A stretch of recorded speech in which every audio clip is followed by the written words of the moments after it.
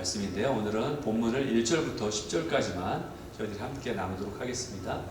민수기 10장에서는 1절에서 10절까지입니다. 네, 저와 여러분이 한 절씩 교독하시겠습니다. 여호와께서 모세에게 말씀하여 이르시되 은 나팔 둘을 만들되 두들겨 만들어서 그것으로 회중을 소집하며 진영을 출발하게 할 것이라.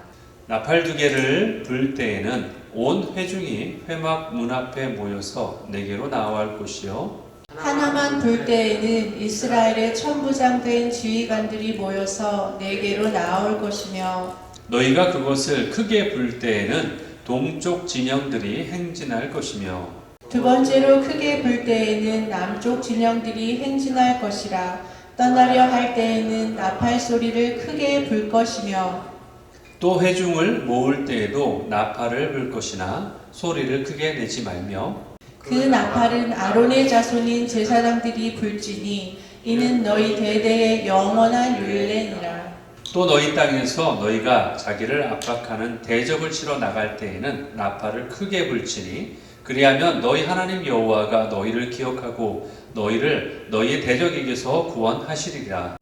또 너희의 희락의 날과 너희가 정한 절기와 초하루에는 번제물을 드리고 화목제물을 드리며 나팔을 불라. 그로 말미암아 너희의 하나님이 너희를 기억하시리라. 나는 너희의 하나님 여호와니라. 아멘. 예, 이렇게 10절까지 말씀을 같이 나눴습니다. 오늘 제목을 하나님의 소리가 되십시오. Be a voice of God. 하나님의 소리가 되십시오. 라는 제목을 함께 나누겠습니다. 이 소리라는 얘기를 지금 제목에 있는데 여러분은 어떤 소리를 좋아하십니까? 예. 요즘 사람들은 소리에 위로를 받기도 하죠. 혹시 여러분들 아시는지 모르겠는데 ASMR이라는 거 들어보셨어요?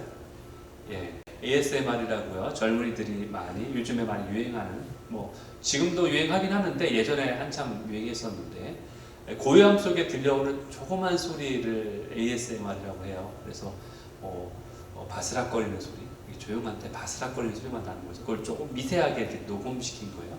또는 부드러운 속삭임 소리, 또는 조용하게 잔잔하게 흐르는 물소리, 졸졸졸 흐르는 물소리 이런 걸 녹음해가지고 조용한데 그 소리만 듣게 하는. 심지어는 음식을 씹는 소리까지도 그런 것까지 살짝 녹음해가지고 듣는 거죠. 그런 걸 왜 듣냐?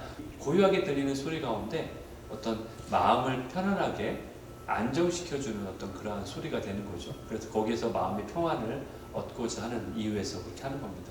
뭐 여러분들 그런 건 들어보셨죠? 주무실 때 잠이 안 오면은 물 흐르는 소리, 뭐 비 내리는 소리, 뭐 천둥 소리, 뭐 이런 거 이렇게 녹음해가지고 듣는 분들 계신데 그런 거와 마찬가지인 것 같아요. 이 세상에는 참 다양한 소리가 있지 않습니까? 우리의 마음을 평온하게 그리고 잔잔하게 해주는 음악 소리가 있기도 하고요. 또 우리의 몸을 흥겹게 이렇게 움직이게 만드는 어떤 비트 소리, 뭐 그런 소리도 있고요. 또는 우리가 듣기 싫어하는 뭐 경적 소리 좋아하는 분 계신가요? 자동차들 경적 소리 들으면은 빵 울리면은 듣기 싫죠, 그렇죠? 또는 이렇게 새와 새가 긁는 소리, 상상만 해도 듣기 그렇죠? 시끄러운 또 공장의 소음 소리, 여러 가지 소리들이 있습니다. 우리는 이것처럼 매 순간 여러 가지 그 소리 가운데 둘러싸여 있어요. 여러분은 어떤 소리를 가장 듣기를 좋아하십니까? 또는 반대로 어떤 소리를 가장 듣기 싫어하십니까? 뭐 사춘기라면은 어머니 잔소리? 예, 우리가 듣기 싫어하는 소리도 있죠. 예, 아마 많은 분들이 가장 듣기 싫어하는 소리들 중에 한 가지가 있다면 바로 이거라고 생각해요. 그거는 바로 아침에 우리를 깨우는 알람 소리. 자고 있는데 막 울리는 알람 소리겠죠. 저도 아침에 저를 깨우는 그런 휴대폰 그 알람 소리가 정말 싫습니다. 그런데 여러분 생각해 보세요. 그 알람을 누가 맞춰 놓았죠? 설정해 놓았죠? 본인 자신이죠, 그렇죠? 본인 자신이 설정해 놓은 거예요. 그런데 분명히 내가 설정해 놨는데 내가 일어나려고 맞춰 놓은 건데 막상 그게 또 울리면 또 싫어요, 듣기가. 왜냐면은 깨는 것보다 자는 게 편하니까. 그게 편하니까 그런 거예요. 예전에 TV 광고에서 이런 혹시 광고 들어보신 적 있으세요? 미는 잠꾸러기. 혹시 이런 광고 보신 적 있으실지 모르겠는데 뭐 화장품 광고인지 뭔지 몰라도 미는 잠꾸러기라는 멘트와 함께 어떤 여자가 아침에 일어나면서 환하게 막 웃으면서 아침 햇살에 환하게 웃는 모습이 나오는 그러한 광고를 본 적이 있어요. 그런데 여러분, 현실 속에서는 그렇게 방긋 웃으면서 아침을 맞이하는 분들이 과연 몇이나 될까요? 여러분들 아침에 일어나면서 막 웃으면서 이렇게 일어나십니까? 예, 그런 분이 과연 몇이나 될까요? 사실 나의 마음을 편안하게 해주는 소리가 좋지, 나를 흔들어 깨우는 그러한 소리를 별로 좋아하지 않습니다. 아니, 싫어합니다. 우리를 움직이게 만드는 소리, 난 좀 가만히 있고 싶은데 나를 막 움직이게 하는 소리, 멈춰있던 자리에 일어나도록 하는 소리, 익숙한 자리를 떠나도록 만드는 소리, 이런 소리들은 별로 나를 반갑게 하지 않습니다. 별로 달갑지가 않습니다. 그런데 여러분, 오늘 저는 이 자리에서 한 가지 질문을 먼저 던지기 원합니다. 여러분, 현재 여러분의 삶 가운데 울려 퍼지고 있는 그러한 소리는 과연 무엇일까요? 어떤 소리 가운데 여러분은 지금 살아가고 계십니까? 이 질문에 답하기 전에 먼저 제가 한 가지 이야기를 여러분에게 들려드리기 원합니다. 제가 국제기도회 집에서 7년 동안 있었는데, 그때 저랑 같이 사역하던 어떤 스텝이 있었어요. 그 스텝이 외국인 스텝이었는데, 그 스텝 한 명이 자신의 꿈 이야기를 들려준 적이 있어요. 그런데 그 꿈 이야기는 너무나 명확하고 너무나 선명해서 아직까지도 제 기억 속에 남아 있습니다. 너무 분명한 메시지를 담고 있는데, 그 꿈 이야기를 지금부터 들려드리겠습니다. 그 사람이 꿈을 꿨는데 꿈속에 악마들이 막 나타나는 거예요. 실제적으로 악마들이 나타났어요. 그런데 악마들의 모습은 어떤 모습이었냐면은 마치 갱단들의 깡패들 있잖아요. 갱단들의 그 우락부락하고 그 몸집이 있는 그런 그 갱단의 모습이었다고 이야기를 합니다. 그래서 그 근육질의 악마들이 같이 모여가지고 이제 뭔가 일을 꾸미기 위해서 자신들이 막 준비를 하려고요. 그래서 임무를 수행하기에 앞서서 모두가 헬스장에 모입니다. 워크아웃하는 헬스장에 모여가지고 열심히 막 바벨을 들고 역기를 들고 막 열심히 단련을 하는 거예요. 뭔가 일을 해나가기 위해서 준비를 하는 모습이 있었대요. 꿈속에. 그래서 막 근육을 만들고 힘을 막 모으면서 훈련을 하고 있었어요. 그래서 꿈속이지만 이 꿈을 꾼 그 스텝이 생각하기를 이제 뭔가 불길한 일이 생기겠구나. 저 악마들이 뭔가 준비를 하니까 이제 나쁜 일을 저들이 벌리려고 저렇게 준비를 하는구나. 이런 생각이 들었다고 해요. 그런데 이제 그들이 막 훈련을 막 이제 다 끝냈어요. 그래서 악마들이 다 같이 훈련을 끝내고서 일사불란하게 다 같이 막 어느 한 장소로 막 향하기 시작하는 거예요. 그래서 과연 그들이 지금 어디로 가나라고 유심히 지켜봤대요. 근데 그들이 간 곳을 보니까 그들이 간 곳은 바로 다음 세대들이 모여있는 어린이집으로 막 향하고 있는 거예요. 깜짝 놀랐어요. 몹시 당황스러웠대요. 꿈속에서. 걱정스러웠어요. 왜냐하면 악마들이 지금 그 다음 세대들을 향해서 가고 있으니까 이들이 이제 저 어린아이들을 해치겠구나. 악마들이 이제 가서 저들을 죽이려고 하나 보다 라고 생각해서 걱정하고 있었대요. 그런데 놀랍게도 악마들이 그 아이들을 해치지 않았대요. 죽이지 않았어요. 근데 대신에 그들이 한 일이 있었어요. 그들이 한 일이 뭐냐? 아이들을 죽이는 것보다 더 중요한 일을 했다고 하는 거예요. 그게 뭐냐? 바로 그 아이들의 손에 하나씩 쥐어져 있는, 각자에게 쥐어져 있는 그 나팔이 있었는데 그 나팔을 빼앗았다는 거예요. 아이들 손에 쥐어져 있는 그 나팔을 빼앗은 거예요. 이 꿈이 우리에게 무엇을 말하는지 감이 오십니까? 무슨 메시지를 이 꿈이 전하고 있는지 생각이 되십니까? 사단은 우리를 죽이는 것보다 더 중대한 일을 하고 있는데, 그게 바로 뭐냐? 우리의 소리를 앗아가는 거예요. 우리의 소리를 빼앗아가는 거예요. 그것이 바로 더 효과적이라는 것을 그들이 알고 있었다는 거예요.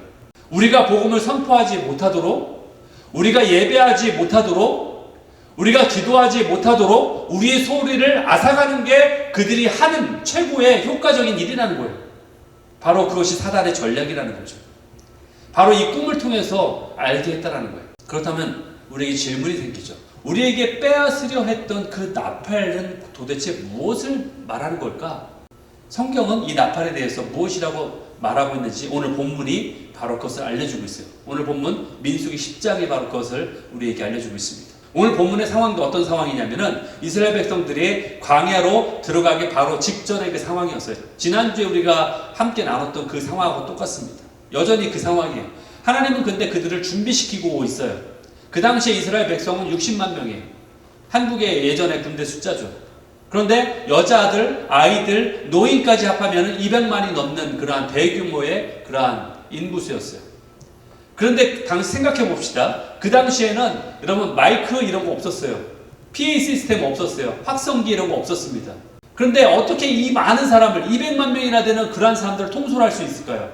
그들을 인도하려면은 큰 소리가 필요한데 이들을 인도하는 방법은 하나님이 이미 지난주에 우리가 보았던 것처럼 구름 기둥으로 불 기둥으로 시각적으로 그 이스라엘 백성을 인도했다는 걸 알 수 있어요. 그 보는 걸 통해서. 그런데 거기서 멈추지 않았다는 거예요. 하나님은 시각적인 것뿐 아니라 어떤 걸 통해서도 청각적인 걸 통해서도 그들을 인도하는 방법을 알려주셨다는 거죠. 그게 바로 나팔을 부는 거였어요. 하나님은 얼마나 섬세한 분인지를 우리가 알 수 있다는 거예요.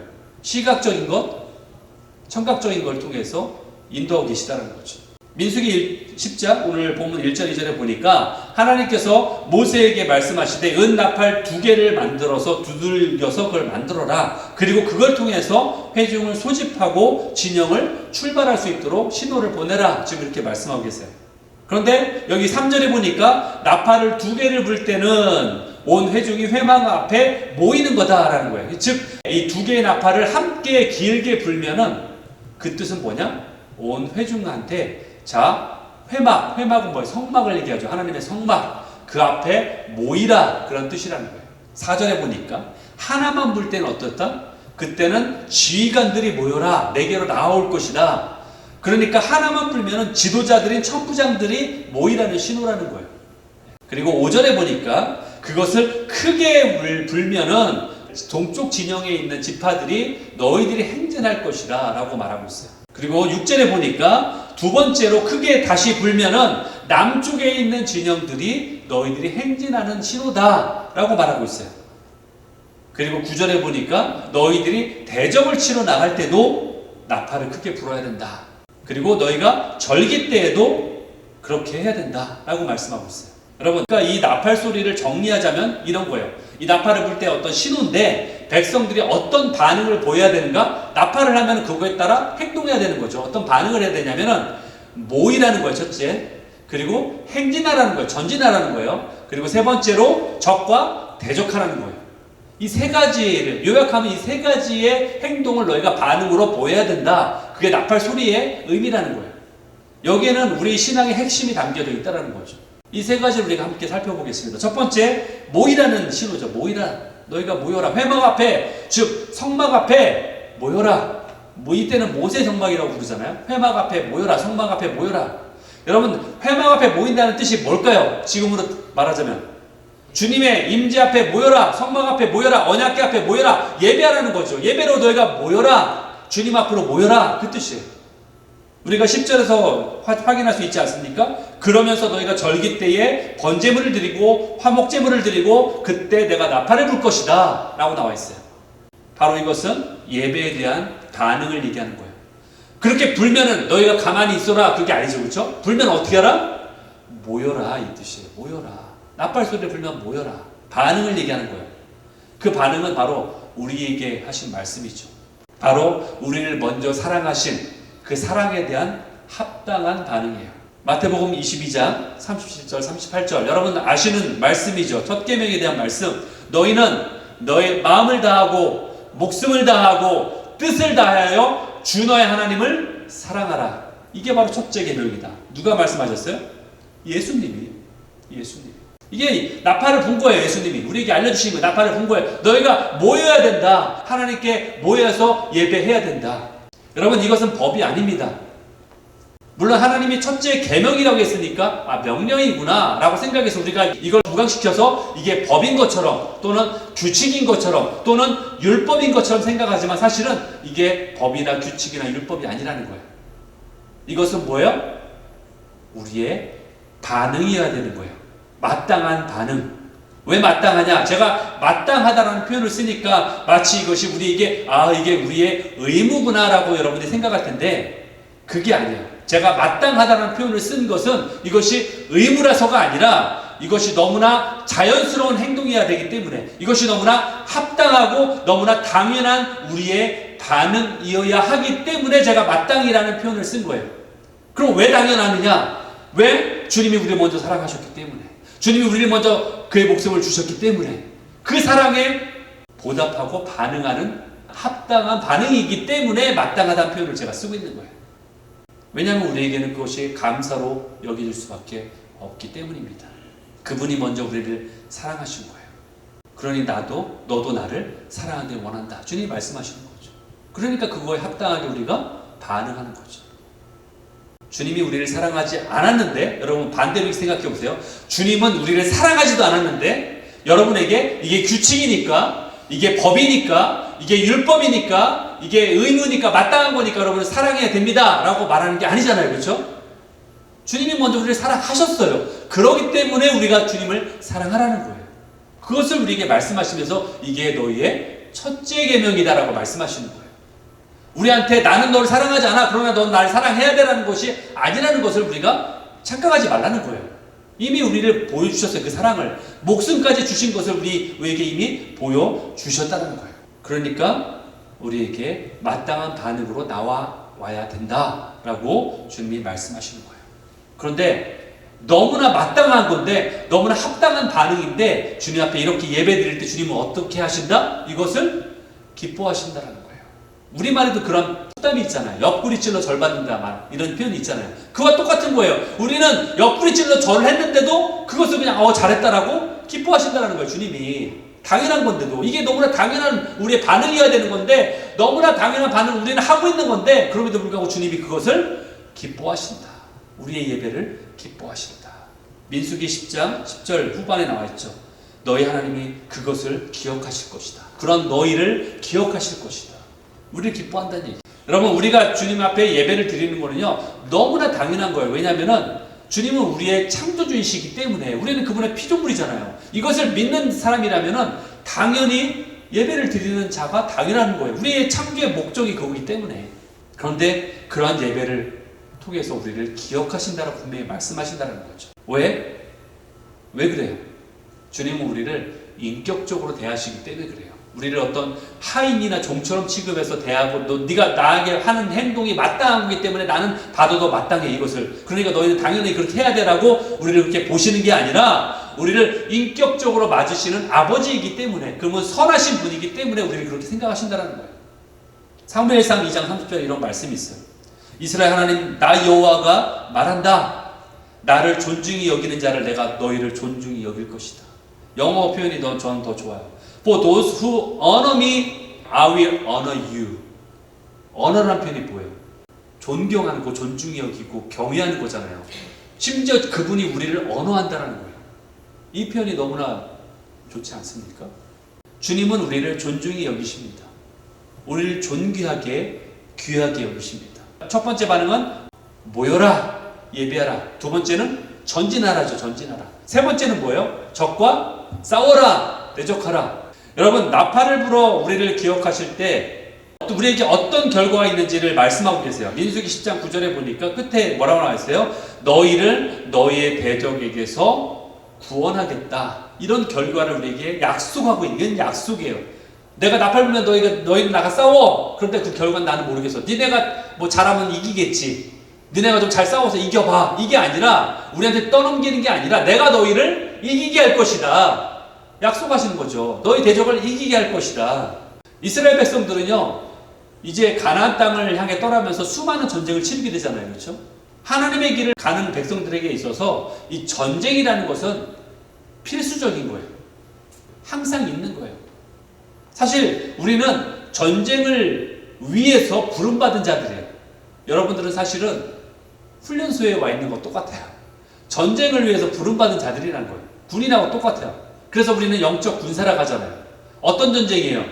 영적 전쟁이죠. 많은 사람들이 영적 전쟁이라고 말을 하면은 실제적이지 않다고 생각해요. 뭔가 막연하고 뭔가 추상적이고 이렇게 여깁니다. 왜 그럴까요? 왜 영적 전쟁이라고 하면은 뭔가 막연하고 실질적이지 않고 추상적이고 개념적이고 약간 왜 이렇게 생각하나요? 보이지 않으니까 그렇죠. 눈에 안 보이니까. 내가 손으로 만질 수 없으니까. 내 직접적인 나의 감각으로 느껴지지 않으니까. 물론 영적으로 튀어지면 영적 감각으로 느낄 수 있지만 육적인 감각으로 느껴지지 않으니까. 그러니까 누구처럼 이야기해요? 니고데모처럼 당연히 그런 반응을 하는 거죠. 니고데모가 종교 지도자임에도 불구하고 그렇게 반응하잖아요. 영적인 것에 절대적인 감각이 없으니까. 그러니까 예수님이 뭐라고 표현하세요? 바람하고 똑같다. 네가 눈으로 보이지 않지. 그러나 바람이 존재하잖아. 네가 만질 수 없지. 그러나 바람은 존재하는 거잖아. 영적인 거 그와 똑같다라고 말씀하시는 거죠. 내가 느끼지 못하고 내가 볼 수 없고 내가 감각으로 느끼지 못한다고 해서 만질 수 없다고 해서 없는 것이 아니라는 거예요. 영적 전쟁은 그와 같다라는 거죠. 여러분, 사람들은 점점 더 물질적인 것, 눈에 보이는 것을 중요하게 생각하잖아요. 현실적인 것. 여러분, 그럴 수밖에 없죠. 인터넷도 뭐예요? 눈에 보이니까 있다고 믿는 거죠. 눈에 보잖아요. 여러분이 그 증거라고 생각하잖아요. 휴대폰도 보니까 내가 있다고 생각하는 거잖아요. 우리는 눈에 보이는 것, 물질적인 것 점점 집착하는 일이 절대적으로 이상한 게 아니에요. 이 세상은 그렇게 가게 되어 있어요. 물질적인 것만 가게 돼 있습니다. 왜냐하면 육체적인 것에 함몰되어 있기 때문에. 그것이 바로 유물론자들의 어떤 그러한 물질에 집착하는 모습 아닙니까? 유물론자의 가장 극단이 어디예요? 공산주의죠. 유물론자들이잖아요. 유물론자들. 신을 부인하고. 그런데 그 끝에는 결국 하나님이 없는 세계관만 남게 돼 있는 거예요. 유물론자들은. 왜? 물질이 최고라고 생각하기 때문에. 물질의 끝을 보고 있는 자들이기 때문에. 그러나 성도들은 그렇지 않다라는 거죠. 성도들은 뭐예요? 영적인 것을 인정하기 때문에 여기 앉아있는 자들이 성도들 아닙니까? 영적인 것을 인정 안 하면 성도가 아니에요, 사실은. 그냥 교회 다니는 처치고예요. 교회 다니는 사람. 교회 다니는 사람하고 성도하고 다른다는 거죠. 여러분, 영적인 것이 실제이기 때문에 이것을 믿으며 그리고 그 영적 현실이 우리의 삶을 움직이는 오히려 원인이 된다라고 믿고 있기 때문에 우리가 주님을 믿는 거예요.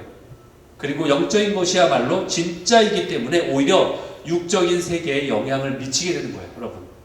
우리가 생각할 때는 육적인 게 원인이고 육적인 게 결과까지도 있다고 생각하지만 그건 세상 사람들이 생각이고 실제적인 건 뭐예요? 진리의 영역은 영적인 것이 육적인 것을 움직이는 원인이 되는 거예요. 왜? 영적인 것은 사실이기 때문에, 진짜이기 때문에 그래요. 그런데 여러분, 더 무서운 것이 무엇인지 아십니까? 더 무서운 것? 이 영적 전쟁의 끝이 단지 이 땅에서 손해를 보거나 실패하는 것에 끝나지 않는다는 거예요. 그것의 끝은 어디예요? 영원한 생명으로 갈 것이냐, 아니면 영원한 사망으로 빠질 것이냐의 갈림길에 놓여있는 엄중한 결과가 거기에 기다리고 있다는 거예요. 우리의 신앙의 여정에 그리고 삶의 여정을 통하여 우리는 수많은 전쟁을 치르게 됩니다. 그때마다 주님은 나팔을 불며 우리에게 말씀하세요. 나팔을 우리에게 불면서 우리에게 말씀하세요. 지금은 너희가 머무를 때가 아니야. 전진해야 돼. 그러면서 전진 나팔을 우리에게 부시는 거예요. 어떤 때는 지금은 너희가 모여서 예배해야 돼. 라면서 모임의 나팔을 부시는 거예요. 모여야 된다. 회막 앞에 모여야 된다. 여러분 성경을 찾아보십시오. 성경 어디에 나팔을 불면서 너희가 이제 쉬어야 돼 하면서 나팔을 부는 경우가 어디 있습니까? 그런 경우 절대 없어요. 못 찾아요, 여러분들. 성경 어디서 나팔을 불어서 너희가 잠자야 돼 라고 나팔 부는 데가 어디가 있습니까? 반대의 경우는 있어도 그런 경우 찾을 수가 없어요.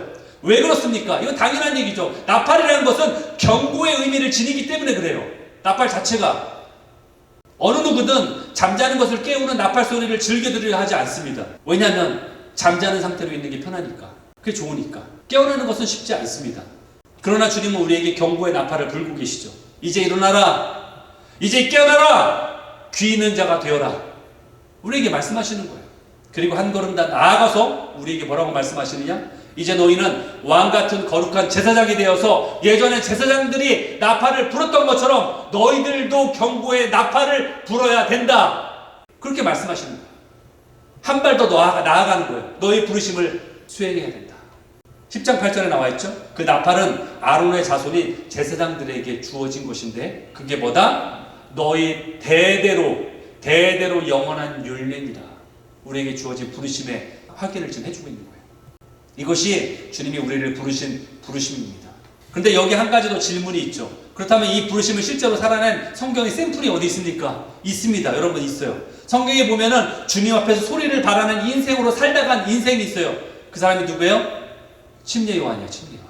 유대인들이 침례 요한에게 궁금한 거예요. 저 사람 과연 누군가? 그러니까 제사장과 레위인을 보냅니다. 예루살렘에서. 그래서 물어보는 거예요. 넌 도대체 누구냐? 너의 정체를 밝혀라. 그러니까 침례 요한이 자기를 뭐라고 밝히느냐? 이렇게 밝히고 있어요. 요한복음 1장 23절. 나는 광야에 외치는 자의 소리다. 나는 광야에 외치는 자의 소리다. 이렇게 밝히고 있어요. 자신을 어떤 사람이다, 나는 어떤 자다 이렇게 밝히지 않아요. 나는 광야에서 외치는 소리다 이렇게 지금 말하고 있는 거예요. 자신을 소리라고 정의하고 있어요. 주님으로부터의 그 소리의 역할을 감당하는 자, 주님으로부터 주어진 그 나팔을 부는 자 이렇게 얘기하고 있는 거예요. 자신은. 여러분 손에도 주님이 맡기신 부르심의 나팔이 지금 들려 있습니다. 보이십니까? 여러분 각자에게 들려있는 나팔이 있다라는 거예요. 하나님은 여러분을 하나님의 소리로 부르셨어요. 저처럼 강단에서 설교해야지만 소리가 되는 게 아니에요. 주님은 여러분을 여러분 삶 속에 각자의 소리로 부르셨다라는 거예요. 예수 그리스도만이 참 구원의 길임을 선포하는 나팔 소리로, 또한 주님께로 돌이키라는 경고의 나팔 소리로, 그리고 전진하라고 울리는 그러한 나팔 소리로, 그리고 예배의 자리로 모이라고 외치는 그러한 나팔 소리로, 그리고 영적 전쟁을 대비하라고 울리는 나팔 소리로 여러분 각자를 부르셨다는 거예요. 그 소리를 바라도록. 그러므로 우리는 그 소리를, 나팔 소리를 불어야 한다는 거예요. 여러분, 근데 여기서 한 가지 더 우리가 살펴보기 원하는 게 있는데, 그게 뭐냐면은 왜 그럼 우리가 듣는 것이 그토록 중요할까라는 거예요. 이사야서 50장 4절 5절을 한번 보겠습니다. 이사야서 50장 4절 5절은 예수님을 예언한 말씀이에요. 예수님이, 저때는 구약이잖아요. 예수님이 오실 것, 그리고 그분이 어떤 분인지를 예언한, 비유적으로 예언한 그런 말씀이에요. 여기 보니까 4절 끝에 하고 5절 처음에 초반에 보면은 아침마다 깨우치시되 나의 길을 깨우치사라는 말이 있어요. 그래서 학자들 같이 알아듣게 하셨다. 마치 깨우쳐서 학자처럼 쉬운 말로 하면 똑똑하게 하셨다는 얘기예요. 그러한 자가 예수님이라는 얘기예요. 5절에 보니까 주 여호와께서 나의 귀를 여셨으므로, 즉 예수님의 귀를 여셨음으로 인해서 내가 거역하지도 뒤로 물러서지도 아니합니다 라고 고백하는 그러한 자가 바로 예수님이다 라고 예언되어진 그러한 부분이라는 거예요.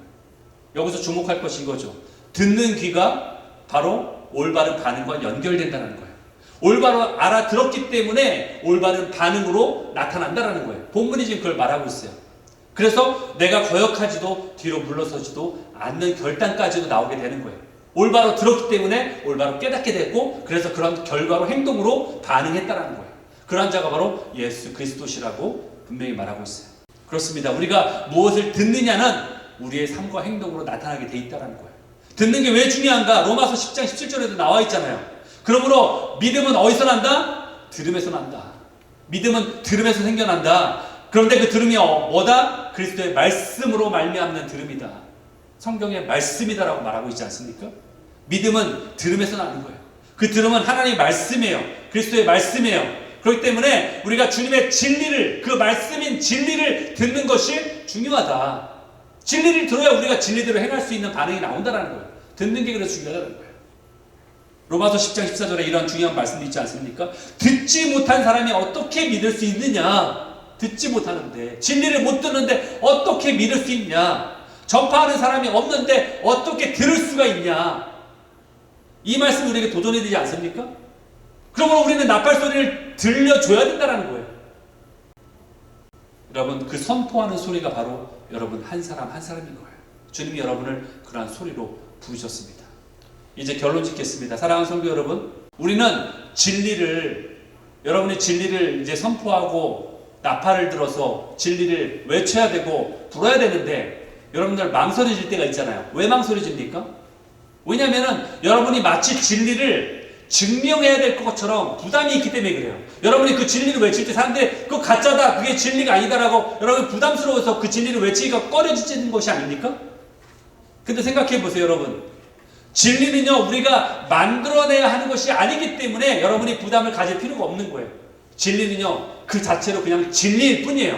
여러분 그냥 선포하고 외치는 것만 하시면 되는 거예요. 여러분이 진리를 증명할 필요가 없어요.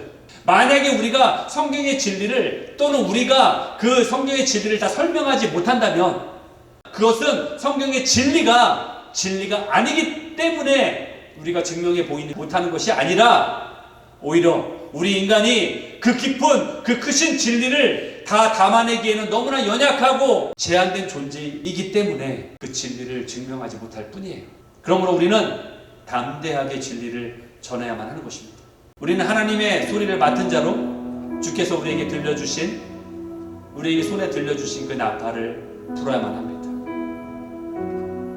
우리는 결코 메아리가 돼서는 안 돼요. 광야에서 외치는 자의 소리라고 했어요. 보이스라고 했어요. 하나님의 소리를 대언하는 자들이에요. 대신하는 자들이에요. 결코 에코가 아니에요. 메아리가 아닙니다, 여러분들은. 남이 외치는, 목사님이 그러는데 이렇더래 라고 그것을 그냥 메아리로처럼 외치는 자가 아니에요. 여러분, 진리를 경험한 자이기 때문에 그 진리를 외치는 소리가 되어야 된다는 거예요.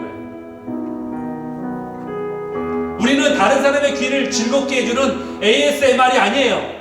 다른 사람의 귀를 긁어주고 다른 사람을 즐겁게 해주는 소리가 아니라는 거예요. 그들의 영혼을 깨우는 소리예요.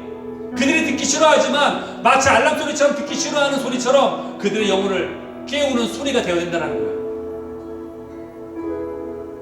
이사야 50장의 말씀처럼 주 여호와께서 나의 귀를 여셨으므로 뭐라고 했어요? 내가 거역하지도 내가 물러서지도 않겠습니다라고 말했던 그 예수님의 고백처럼, 그 예수님의 예언의 고백처럼 이것이 우리의 고백이 되어야 된다는 거예요.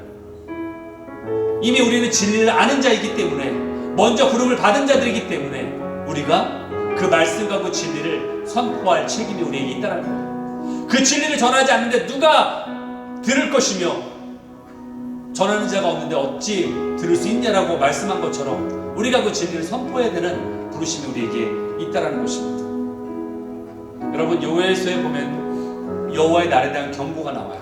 요엘서 2장 11절에 보니까 주 여호와께서 그의 군대 앞에서 소리를 지르시고 그의 진영은 심히 크고 그의 명령을 행하는 자는 강하니 여호와의 날이 크고 심히 두렵도다. 당할 자가 누구랴?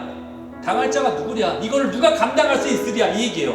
누가 이 여호와의 크고 큰 날을 감당할 수 있겠냐? 도전하는 말이죠. 여호와의 크고 두려운 날이라고 부르고 있는데 영어로는 The Great and Terrible Day of the Lord 이거예요. 근데 이 말은 굉장히 말이 안 되는 말이에요. 왜 그러냐면 보세요. Great이란 말은 긍정적이고 좋은 표현이에요. Great, 좋을 때 쓰는 표현이에요. 그런데 Terrible은 나쁜 뜻이에요. 긍정적인과 부정적인 게 다 합해져 있는 날이에요. 왜 이렇게 쓰고 있을까요? 왜 여호와의 큰 날, Great한 날인데 왜 여호와의 가장 두려운 날입니까? 그 날이 믿는 자들에게는 가장 큰 날인데 믿지 않는 자들은 가장 두려운 날이기 때문에 그래요. 그래서 여호와의 가장 크고 두려운 날이다 라고 말하는 거예요. 이 날을 누가 감당할 수 있겠냐? 이 날을 누가 견딜 수 있겠냐? 이것은 진리예요. 이게 바로 진리입니다. 주님 말씀하신 진리예요. 이 진리를 전할 자를 주님은 찾고 계세요. 그게 바로 우리라는 거예요. 여러분, 한 사람 한 사람이라는 거예요. 여러분이 그 나팔을 빼앗겨서는 안 돼요. 악마들에게 그 나팔을 빼앗겨서는 안 된다는 거예요. 여러분이 나팔을 들어서 그 소리를 외칠 때 그 소리가 다음 세대들에게 전달될 거예요. 그럼 그 다음 세대도 똑같이 그 나팔을 들어서 외치게 될 거예요. 여러분은 과연 어떤 소리가 되길 원하십니까? 하나님의 소리입니까? 아니면 세상의 소리입니까? 아니면 여러분 자신의 소리를 외치는 자가 되길 원합니까? 하나님의 소리가 되어야 됩니다. 아멘? 하나님의 소리를 바라는 자가 되어야 되는 거예요. 여러분의 손에는 이미 은나팔이 들려져 있습니다. 그렇다면 이제 그 나팔을 부십시오. Be a voice of God. 하나님의 소리가 되십시오.